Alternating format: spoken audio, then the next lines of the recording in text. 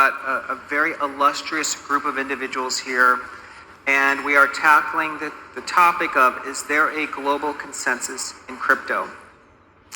So before I even level set and set the stage for a conversation, I just want to introduce who's actually in this panel. So to my left is Jeremy Allaire, the CEO of Circle, which went public this year. It is the stablecoin provider USDC, but what's really notable is Circle's IPO really opened the US capital markets, and it has now led to a flood of tech IPOs.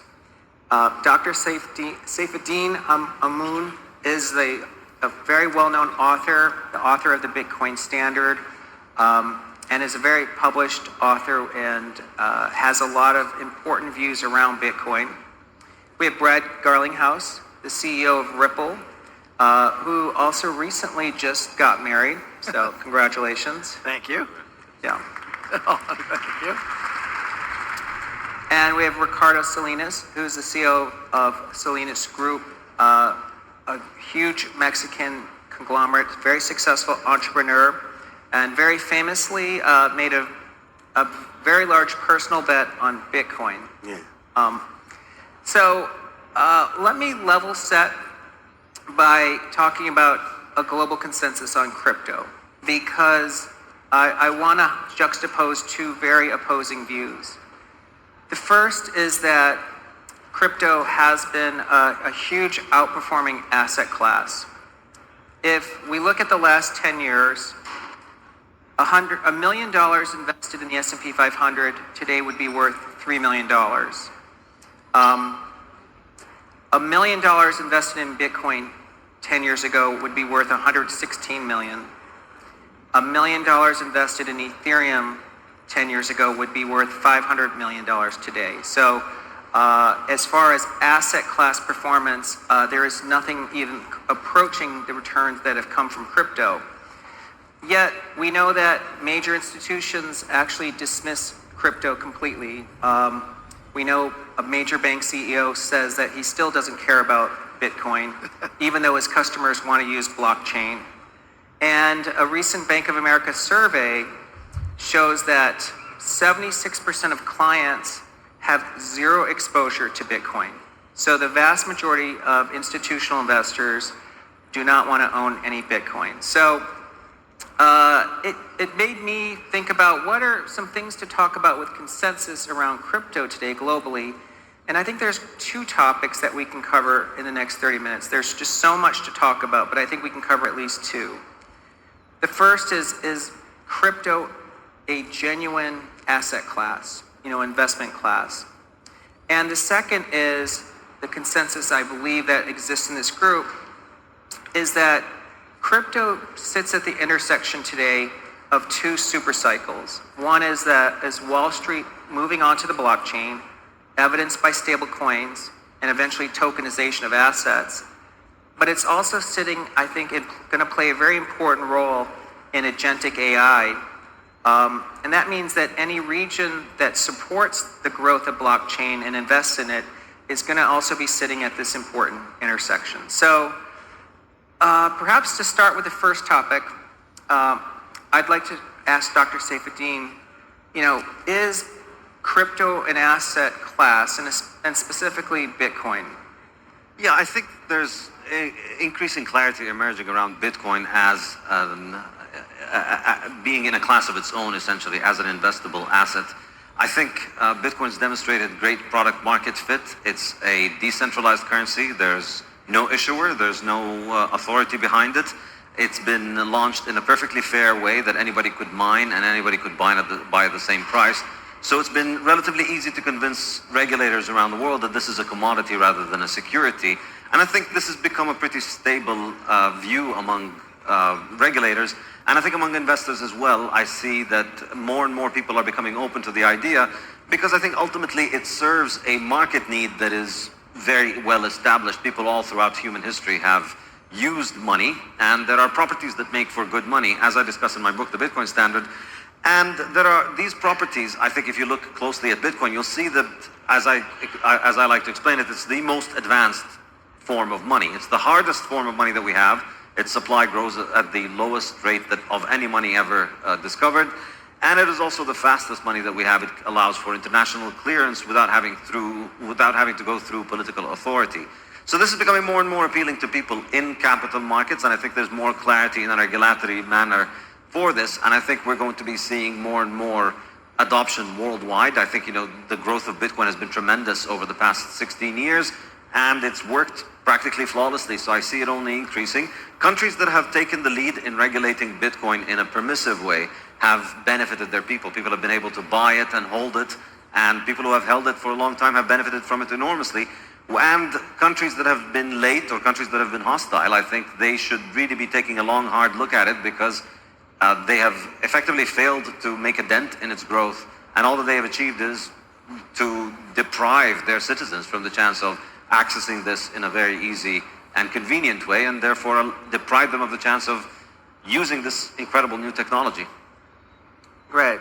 And Ricardo, could you just tell us a little bit about your journey? I mean, we know that you invested a majority of your personal net worth into Bitcoin. What led you to make that bold decision? I think it would be very useful for people here that are not so familiar with the terms to clarify what is this crypto thing. In my idea, there's Bitcoin, there's stable coins, and then there's all the other tokens. And that's crypto. Crypto is all tokens based on a blockchain. So which one are we talking about? When we say consensus on crypto, are we talking Bitcoin as the future of money? Are we talking stablecoin as the future of banking? Or are we talking other tokens as the future of new technology, decentralized open source? I think it's useful to have that conception in your mind. Now, personally, it's been a long journey. I started in 2013, so I'm very happy, of course, to be here, and a bit regretful that I didn't take it more seriously at the beginning. But the one message I would say to everybody else is, it's still early, and Bitcoin is the ultimate hard asset.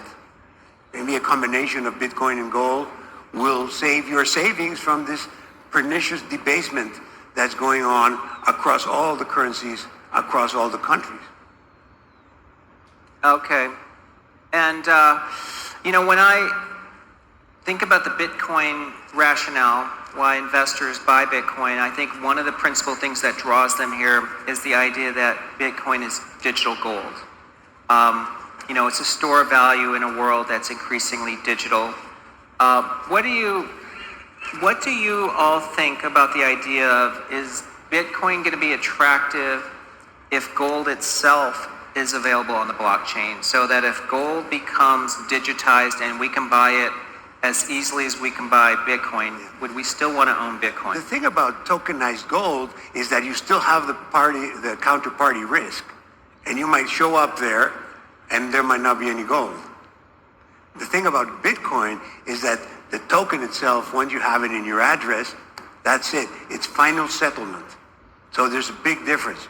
I mean, it's very good for gold to be able to trade it like that, but you're certainly depending on the issuing party, the party that issues the tokens, to make good on that delivery. And I would also add that it's essentially gold banking is illegal around the world. It's not really possible to make payments with gold. And therefore, people who use it as a store of value necessarily have to liquidate it in order to make their money mobile. We live in a global economy. Most businesses deal across international borders, and they need their money to move. And in the digital economy, money's speed is increasing more and more, and therefore, gold physically cannot keep up, because I think it's too politically centralized, it's too politically sensitive. Whereas with Bitcoin, on the other hand, you've got final clearance and final settlement of a digital asset, which is native digital. So therefore, that allows it to be a lot faster. And I think that is why Bitcoin has massively outperformed gold over the past 16 years, and I would expect that trend to continue. Tom, if I may, I think you're demonstrating that we don't have a global consensus about crypto. Even in this conversation, and I agree that it still is early, partly because there is not a global consensus about some of these things. Agreed. And I think some of the use cases, we're still extremely early in terms of scaled use cases. Circle is certainly one example that has started to have a scaled use case around a stablecoin. But I think the crypto industry, I agree, the next 16 years, I think will be better than the last 16 years because you'll finally see applications emerging that up until now have just been the store of value story or speculation. Okay. I just was told the prince is coming, so we're going to actually have to end this conversation soon. So perhaps to wrap up, I could just go around really quickly. Jeremy, do you have any final words on this topic? Obviously, we're coming at it from a very different vantage point. I actually agree with the consensus between the Bitcoin adherents. I think that everything they say is accurate. We also have the need for everyday medium of exchange that can be used at scale, at internet scale. And I think what we've seen happen with dollar digital currencies, with stable coins, is effectively creating a new internet-based infrastructure for fiat. And fiat will continue, but we're seeing, essentially the same technological change that happened for data, communications, information, software being brought to money. And we're seeing a reconstruction of fiat as on a full reserve basis. So a sound money principle where you can have